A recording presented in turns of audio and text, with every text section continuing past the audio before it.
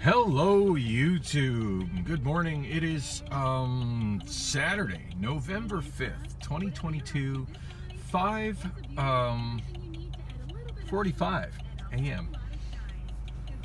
Just finished up another one of those mandatory overtime shift swap shifts at Amazon. I actually kind of like working there on Friday nights. This is my second Friday night in a row, and I'm really like it. Like, the people I'm working with, it was kind of neat. It was pretty much the same people I was with last week, and did the same thing I did last week. Was inbound north side loading trucks. Managed to stay. Actually, I did start doing totes in totes at dock 335. Which is kind of weird. It's its own thing. 335 and 339 are both kind of their own thing for totes. And it wasn't like they really needed me on 335, but there was somebody already doing 333 and 334 who's really cool with me. I like it when I'm working near him. I wish I could remember his name, but the guy's totally cool. And he kind of gets it, like, as far as like how I think about like trying to maximize stuff. And he had the gate between. Actually, I don't think he had the gate between 334 and 335 closed. But I went ahead and parked right in front of dock 335 and closed the gate. And then he's like, "Well, are you going to work on totes?" I was like, "Well, I didn't want to stop you from what you were doing to go through. I figured I may as well just hit." Do what little bit I can here, because there's only one zone that can be filled, one loading zone that can be filled with that gate closed, and it only holds four pallets of empty totes. So yeah, there's not much that can be put in there, but sometimes having four pallets already loaded is it's a big help. It's amazing how high pressure and high speed the whole tote thing is. I did it on Wednesday night. Had an absolute blast at it.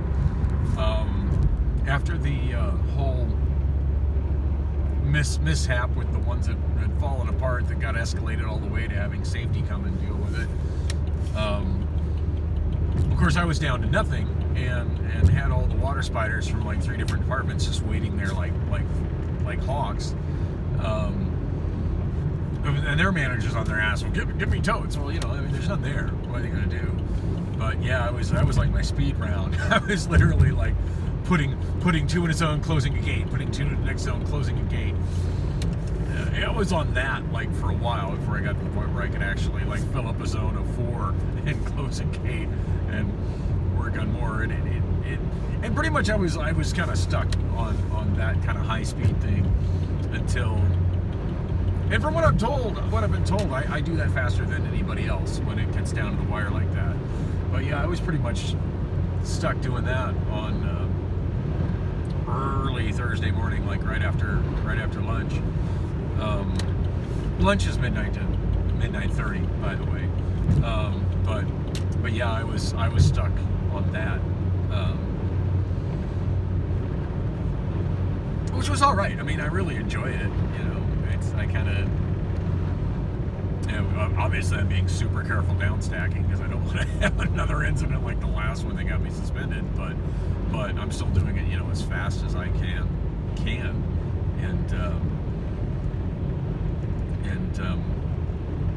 but yeah, I pretty much had to. I didn't really get any relief on that until they managed to get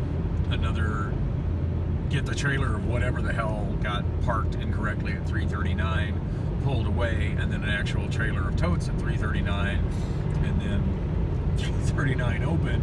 And mind you, I'm so busy with what I'm doing over there on early Thursday morning that I can't even really concern myself with what's going on at 339. I just gotta hope it's going for the best. But it was really obvious when it finally opened, because the onslaught of water spiders showing up with pallet jacks for totes finally stopped for a little bit. But yeah, that was insane. So yeah, I started with totes, knowing that I wasn't going to be on totes for very long. But it was like, you know, it's like sometimes having a little bit over here can be that little bit that kind of bails you out.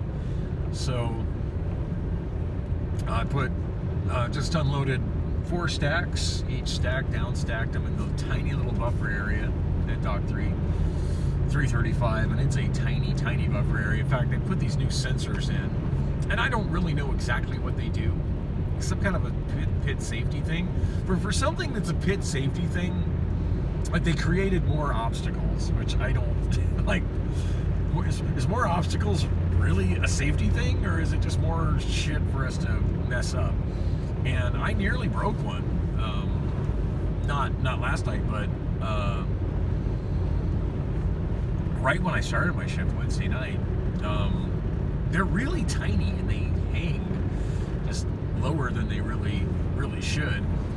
And I mean, I don't know, you know, probably maybe I would assume they're at that height because that's where they need to be to do what they need to do. But it's in a place when I was doing totes before my last suspension and would be working Dock 335. It was in a spot where I regularly downstacked, and I brought a stack and was proceeding to downstack, and then suddenly I realized this small, very hard to see item is like about to be tangled up in my forks and my fork guard, and it was like, oh shit. So very, very gently like sat the pallet of totes I was trying to take down back on top of the one I pulled it from, and then trying to very gingerly get myself out without busting, you know, pulling the sensor from the roof, because surely I would get suspended for that. Never mind the fact that nobody warned me it was there. There's no, you know, indication that it's there, and it wasn't there the last time I was in that loading zone in front of working that dock, and that it's not really just not easy to see. Of course, the last discussion I want to have with safety or anybody at learning is how bad is your vision really, Dan? Like that's a discussion I just don't want to have. Anyway, like I genuinely insist it's good enough to do the job, but you know there are moments when I do kind of question that, and that was certainly one of those moments because I just did not see that thing there. Now they've installed those in quite the other areas I've been working at, and my solution for them. Now on one of them I did notice that they put like tape on the floor, but I'm not always looking at the floor, and it's hard to read what's written on the tape on the floor from up in a forklift. But what I've been doing is we've got these large buckets that are basically made out of a trash can and a half that are attached to each other for scrap wood, broken wood, which presumably gets recycled. Well, I know it all gets put into large cardboard bins and sent to the pallet yard, and I'm assuming they use what they can to rebuild wooden pallets. I would love to someday just see that place, just to see how it works, just because I really do enjoy the wooden pallets. It's silly. I mean, I haven't really been the pallet guy for quite a while now, but I just still love to see how they put them back together, because I know they put them back together. Anyway, what I've been doing is wherever there's always some of those, and they're usually like right to the side of the dock doors where they really don't necessarily need to be. And I've been, even though there's not tape on the floor indicating that that's where they should be, I've been moving those whenever I'm in a zone that has one of those new hanging sensors that's low enough that I can potentially knock it, like break it, down stacking pallets or up stacking pallets. I've been making a point to put one of those buckets of the wood squarely underneath it, because I can see that. I'm not gonna hit the bucket for the wood. And of course, when I see the bucket for the wood in these new places where I've been putting them, I'm like, I know, like it gets past my occasional memory issues of like, oh yeah, that's where that sensor is that I can't see for shit, because I mean, it's like smaller than a cell phone and hanging from a narrow, thin thing from the super high ceiling. I don't know. I would have loved to have had a discussion with like whoever the crew was that put them in there and suggest, know what the parameters that they need to be and maybe suggest less potentially difficult places for them to be. But whatever. They're installed. They are where they are. And my best way that I've found of coping with them is to put the wood buckets directly underneath them. So anyway, in the tiny work corral that is in front of dock 335 and only 335, which is exclusively used for totes, which was already ridiculously small and tight. Yeah, now it's even more small and tight when I move that wood bucket underneath the sensor. But in spite of that, I found I can still put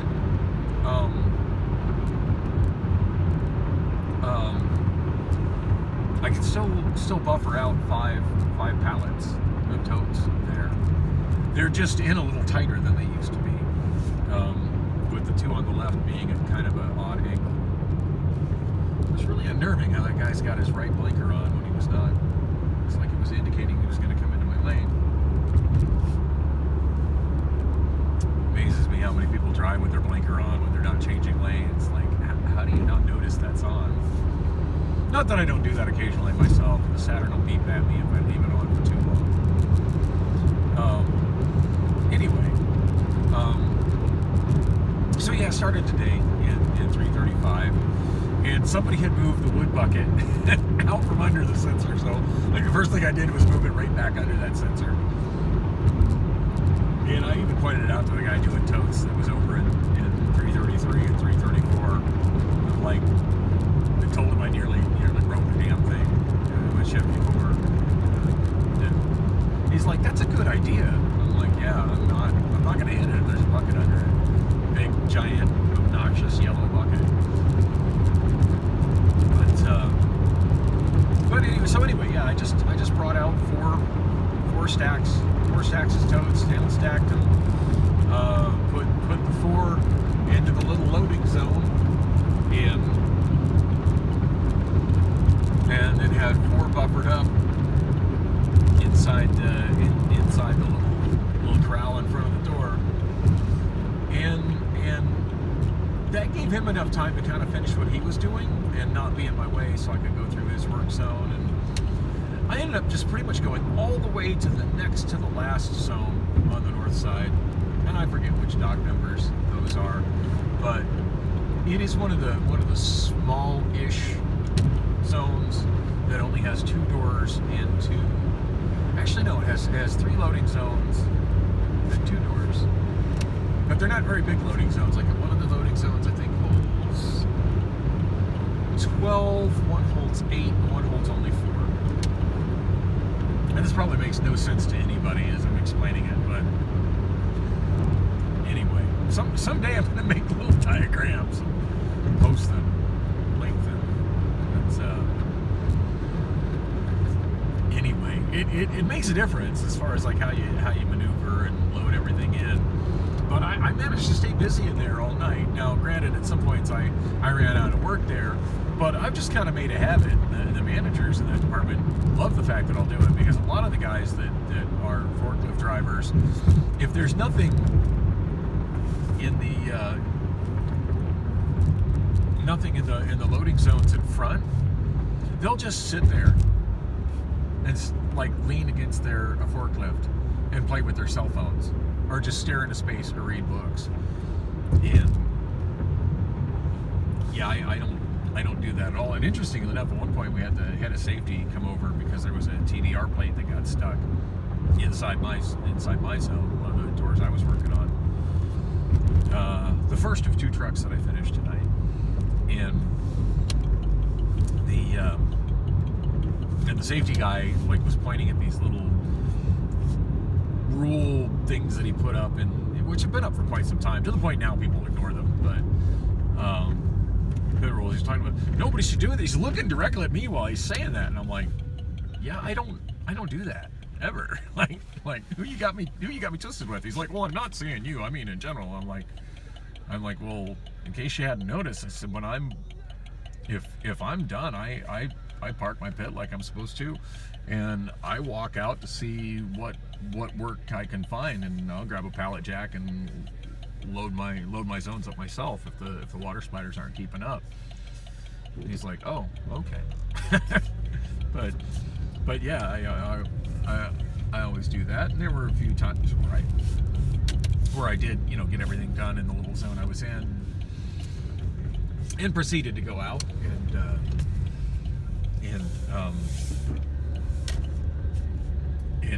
and look for work. In fact, at one point I was bringing pallet receive stuff all the way from the inbound docks, which was kind of fun. Like I kind of saw Victor talking to the PA, which is the lower level manager, and Victor is now a PA as well, but on inbound docks. And I saw him talking with the PA that I'm working directly under, which is funny because I like introduced to each other because I guess he didn't know him, and I'm just in there. I'm like, hey Victor, what's up? And he's like waved up and said, hey Daniel, you know. So like he got that promotion like while I was working with him. So and God, he worked hard for that. So love the fact he got that. Definitely one of my favorite people to work with. One of the few people in the warehouse that's actually older than me. So sometimes it's nice not to be the oldest guy in the area, because most of the time I am. But yeah. You know, when I saw Victor there, and then I had asked, and it's like, oh yeah, he's going to be bringing you some pallet receive. That's stuff on wooden pallets that's getting loaded with the plastic pallet stuff, which is Amazon's own stuff. It's a little different. Anyway, yeah, he's so yeah, I for a while I was rolling a pallet jack back and forth between inbound and my actual loading zone, which is obnoxiously far to go to get work for the north side inbound docks. But yeah, that's whatever, part of my work day. I stayed busy. I had a good time, and ended up doing one truck entirely by myself. Going to so all the Amazon locations, they all have designations which I believe are three letters which loosely stands for their physical location, and then a number. Just like how many of them there are. I know some of the three-letter codes have more of a meaning to them, and I honestly don't know what they all are, but yeah. Oh, look, the kitties are hanging out. When Priscilla was here the other night, she fed the strays, so they're coming back looking for more food. I really haven't been doing it. Just nothing against the strays, but I know they're not starving. I do like when they still come around and say hi to me, which is sweet. Oh, so anyway, actually had a really, really enjoyable day at work today. Just all around. Oh yes, my apartment is still messy. Feel free to leave negative comments about it. All right, where are my cats? That's my daughter's mess on the couch. And she is in Flagstaff right now. I'm getting ready to go join her, but I realized that I did not have a jacket, and it's awfully nippy for Phoenix right now. I'm sure it's going to be downright cold. In fact, it might even be snowing in Flagstaff. So, yeah. On that note, I'm going to pause this. There's Sambo. Sambo. Oh, you're just going in there waiting for me to feed you. I see how it is. Sambo. Come out and say hi to everybody. Come say hi to everybody. Did you miss me? I came home to feed you. Yes, I did. All right, so I got to feed the cats. Got to grab my grab a jacket. I'm not sure where I left my GYR3 hoodie. I might have actually left it at Bullock's. And I'm not too worried about anybody taking it, but that's not a place I can go retrieve it right now. Oh, and speaking of Bullock's, I did post it on Snapchat, but I didn't mention it on YouTube yet. Actually, I think I mentioned it in my last vlog, but yeah, when I went into do my show on Thursday, I was just super depressed. And the daytime bartender, Heather, who I usually hang out with on Fridays, although I haven't been there as much during the day on Fridays at Bullock's lately, she comes out to me all excited. She's like, "Hey, I got you something awesome. I got you a present." I'm like, "Really? What?" And yeah, this is it. Put a little more light on the subject here. Doesn't include the Steely Dan. I brought the Steely. That's from my collection. In fact, that Steely Dan is on my Discogs. Did quite a bit of work to restore that tape. That's get this in a place where y'all can see it. That's actually the original foil. I can tell that foil splice is original by the way it looks, because I do mine a little bit differently. But that foam pad that's in the backing, that's one of the ones that I made from scratch. And someday I'm going to make a tutorial video about how to rebuild 8-tracks and how I make my own pads, pressure pads from scratch. It's something I've been doing since I was a kid, but I've just gotten really good at doing it. I'm really looking forward to a day that I just have nothing better to do than chill in my bedroom or out here, probably in my bedroom. I like doing it in my bedroom on the bed and rebuild 8-tracks.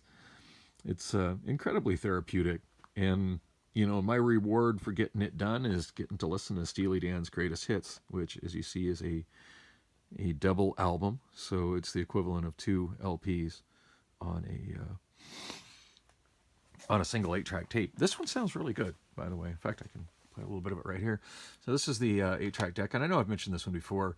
This is the one that I bought in December at West Tech Recyclers, and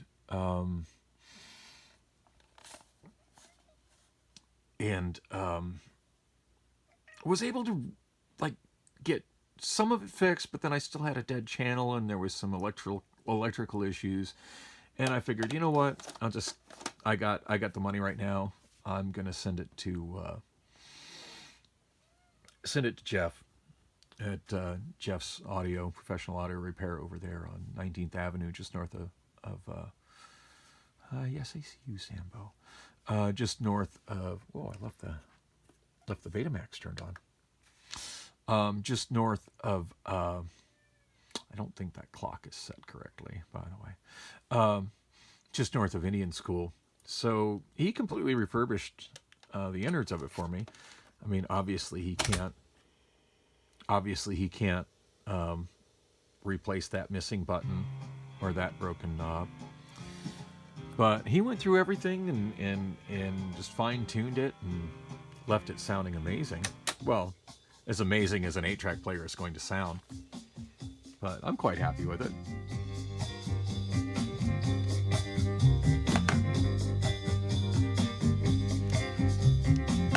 And there's a content match. It's all right. Hopefully I don't get blocked over Steely Dan. I don't think that'll happen. But yeah, I hooked this up so Allison could see it, because I've got this since she's been in Oregon. And I love that it's got VU meters. Now, there's not supposed to be lighting in them, but I'm thinking about modifying it and putting some LED lighting behind them, because it would be nice to see those lit up. I think they look really cool. And the feature that this 8-track deck has that I like the most is it actually has an option for continuous play or auto eject.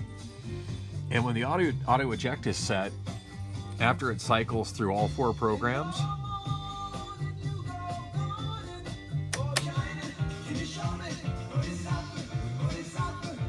is there such a thing as a bad Steely Dan song? I'm gonna say no.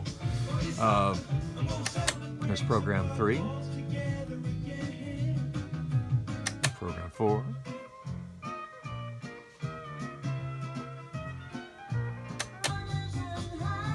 Anyway, when it finishes playing program 4, it actually has a mechanical eject, and it kicks the tape out and just stops like that, which is nice. Which is why it was, you know, right at the beginning of the tape when I put it on.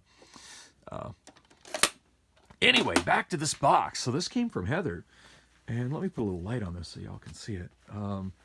There's 2 more tapes in here than what fits in the box. Oops, off my light down there. But some really, really awesome stuff in here. This is probably my favorite of all the tapes that was in it. But oh yes, an original. And this is the one I mentioned in my last video. But David Bowie, Ziggy Stardust, and such a great classic album. Something I'm pretty sure I have it on MP3. I probably have it. I think I have it on vinyl, but didn't have it on 8-track. It's actually worth some money on 8-track. Okay, it doesn't seem to want to go in. There it goes. Takes a little force to get it in.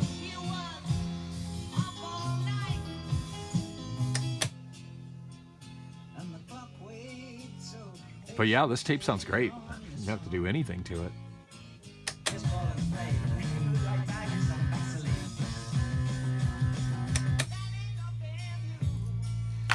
So yeah, really happy about that. But a lot of other really good stuff in the box here. As my phone doesn't want to focus on it. This is the classical guitarist I mentioned. Andre, I'm probably mispronouncing his first name, Andre Segoviva. But, ooh, that just got loud. I turn that down, probably waking up my neighbors on their morning off.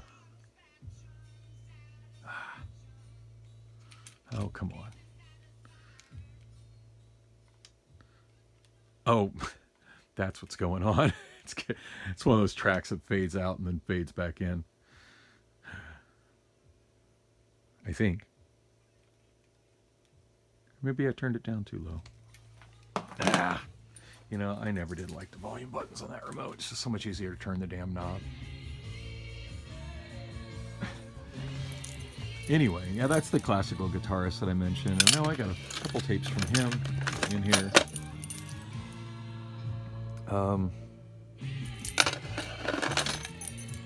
But yeah, looking forward to listening to those. That's also an RCA cart, so it's very possible it doesn't need any work at all. I haven't really gone through them to see what needs work and what ones are ready to go. That looks good. Of course, there's always that chance that when it gets to the foil, that the foil will come undone. But yeah, this interesting stuff. I already have a copy of this one, but this looks to be in much better condition, and it's in the original slipcase. But it's a compilation called, there it goes. Hit the end of the tape and eject it all by itself. Love that. This is called A Night at Studio 54. And so I'll continue. It's like the best disco compilation ever, hands down. Great on 8-track. But there's a lot of really good artists in here. And I can't see it through the phone. Look, not through the phone. We've got in here Doobie Brothers, Steve Miller Band, Cheap Trick, Roy Clark, REO Speedwagon. Oh, my eyes just don't want to focus on this morning. It's a soundtrack to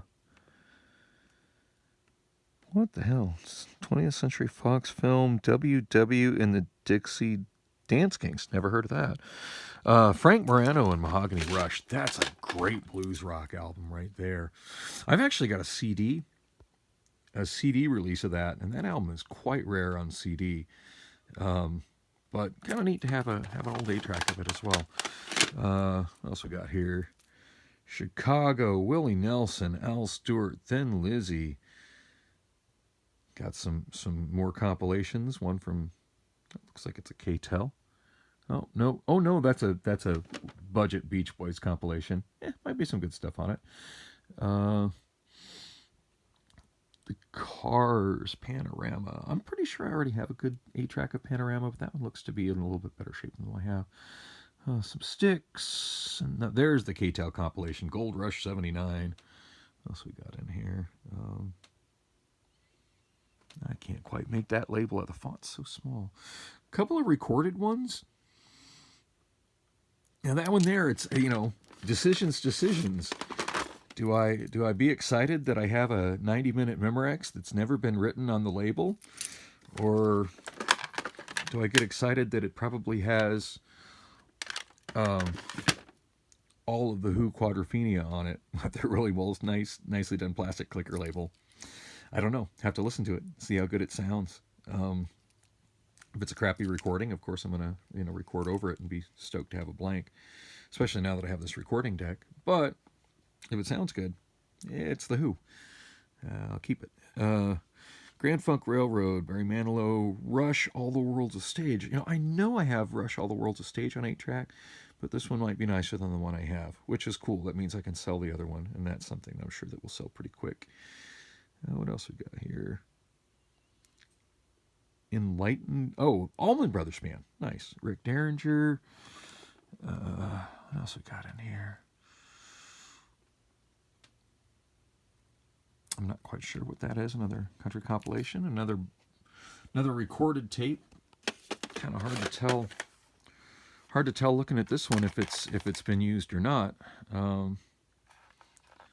50-minute blank tape from Columbia. And there's this. Wait, is that the Spice? The lighting in here leaves a lot to be desired. Yeah, I don't see the splice there, and the tape definitely looks like it has some wear to it. So my guess is that this has been recorded on, but just not. Whoever recorded it didn't label it. So who knows what that has on it. More Segovia. God, that font is so small I can't freaking read it. Judy Collins. Montavani. There's always a crap tape in there. Soundtrack to Dr. Zhivago. That's okay. An Evening at the Pops. Yeah, I'll probably pass those on. What else we got here? Barbra Streisand. Yeah, you can't. They can't all be great ones. Not that I dislike Barbra Streisand, but I don't see me listening to that one. Anyway, yeah, that was a big surprise from Heather and totally kind of changed my outlook on Thursday night. So far the only one I've listened to is the David Bowie, but yeah, definitely looking forward to going through those and listening to them and repairing the ones that need repaired and getting them cataloged on Discogs. And not like I don't have enough work to do in here, but it's going to be really, really enjoyable, and which is why I've actually got this 8-track recorder out here with an umbilical cord going to the front input on my receiver. All right, Sambo is really eager to get fed, so I need to get him fed. I need to get myself some kind of a jacket, something warm, and in fact, I should probably put on a warmer shirt than a t-shirt, and get myself on the road because I'm headed to Flagstaff for JG's.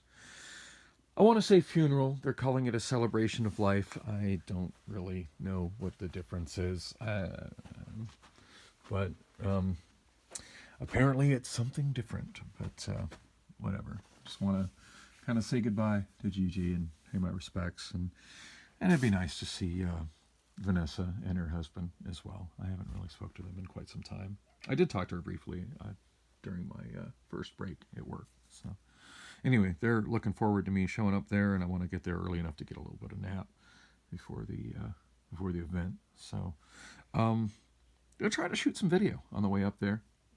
Not sure what I'll do, but I got lots and lots and lots of space on the iPhone. It just ends up being that situation where if I shoot a whole lot on the iPhone, it won't let me edit it and export it. But whatever, I'll cross that bridge when I come to it. Anyway, thanks for watching, and thanks for coming with me on the drive.